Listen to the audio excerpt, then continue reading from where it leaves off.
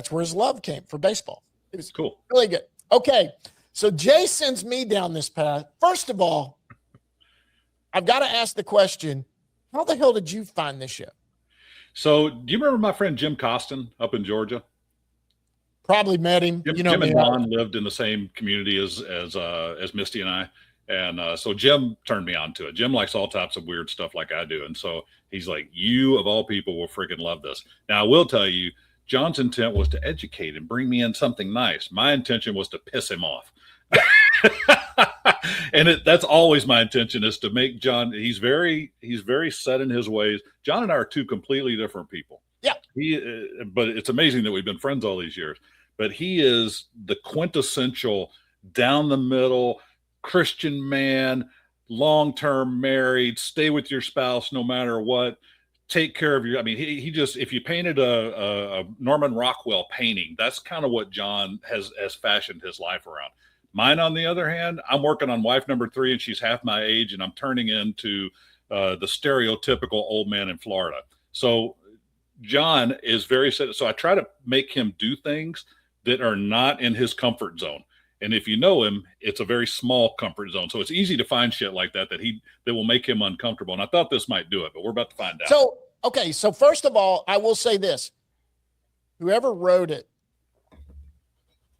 has a great mind. It's called A Man from Earth. Okay. Yep. Is what this movie is called. And essentially what you're doing is it's opening up. He apparently lives like on a lake in a cabin, and he is a professor at a university, and he is leaving the university. Looks like he's in his 40s, probably 40, 45 is what I would guess. And all of his colleagues are coming there to kind of send him off and tell him goodbye. And they are miffed or baffled at, why are you leaving? You know, you're popular, you're all of this.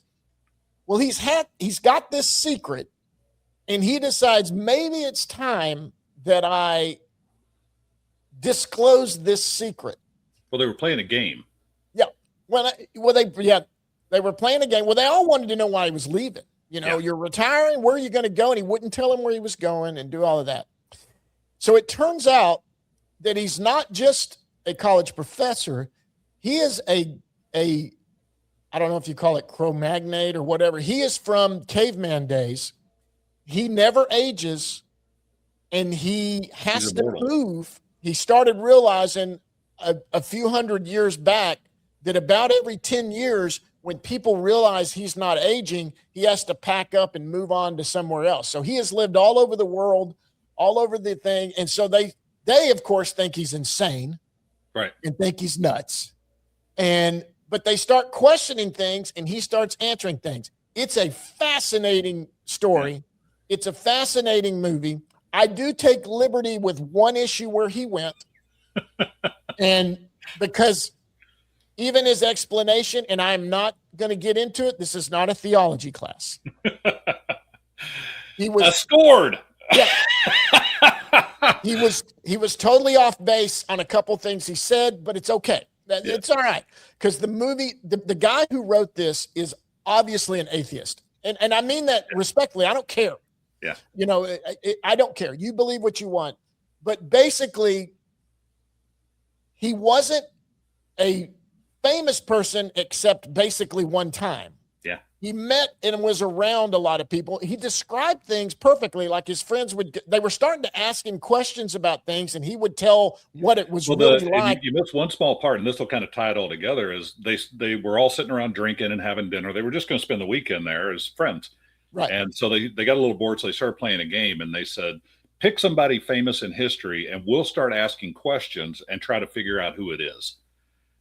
And so they start asking these questions and trying to narrow it down. And that's where you're kind of at, is the story just gets, like, they can't figure it out, but it just gets more and more detailed. They ask him a question, and he starts telling them all these fine points in history. And it's go ahead. Okay. If you want it in a nutshell, he was Jesus. Yeah. But he was Jesus, but he wasn't a deity. He just basically, Buddha was a buddy of his, and he was trying to do what Buddha did over in India when they were buddies before Jesus. I was just helping people. I was just helping people. It wasn't a joke. He was like, a guy got hurt, and, they didn't know things back then. So I fixed him and he got up, and they thought it was a miracle. And he offended the Christian that was there. Yeah. So he played it off at the end perfectly because he didn't want to leave. He was, and I give credit where credit's due. When he kind of hinted that he was a person from the Bible, he didn't want to talk about it. Yeah. He's, no. He knew it was going to be controversial. So he didn't want to. And they finally, they were calling out biblical characters. What were you, Moses? They started doing that. And no. And then they finally hint at what it was. And he was technically Jesus. Yeah. And he wasn't crucified. He just left. That's why there was no body, which it's very documented that Jesus was actually murdered. He was documented. Anyway, Trying to save your own soul. Let me tell you the brilliance of what they did. They would go, well, how come you don't know everything? Because you should know everything. And he was like, well, you got to understand, when I lived in 1820, he goes, I only could learn what was there to learn at 1820. We learned a lot more now than we did in 1820. So no, I didn't know everything. I only knew what I could learn from my environment. What you knew. Yeah. Yeah. And he said, so that's what was different. He was in India. Buddha did not look like Buddha. Buddha was not the fat Chinese guy that sat around. He said that's not what he looked like. In fact, he had longer hair. He was just a really great person who cared about everybody else. I spent time with him, but he said every 10 years, what he would do was he would pack up and he would leave because people started noticing he wasn't aging.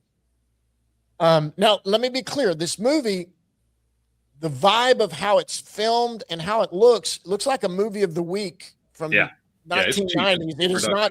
It's not today's film and how sharp it is.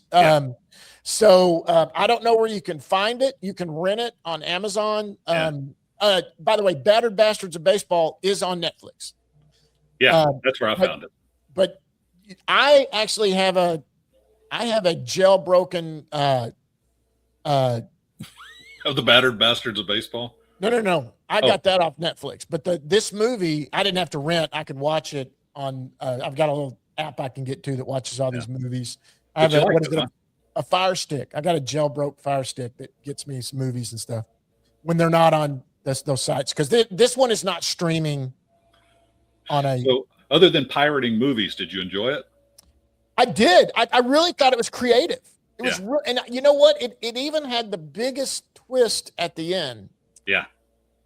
One of the professors that kind of shows up later was a psychologist who was trying to kind of diagnose him and do whatever on that. And it turns out this guy was not only Jesus, he was that guy's biological father. Yeah. And it was an emotion, and he ended up dying. He had a heart attack when he found out because he accidentally found out.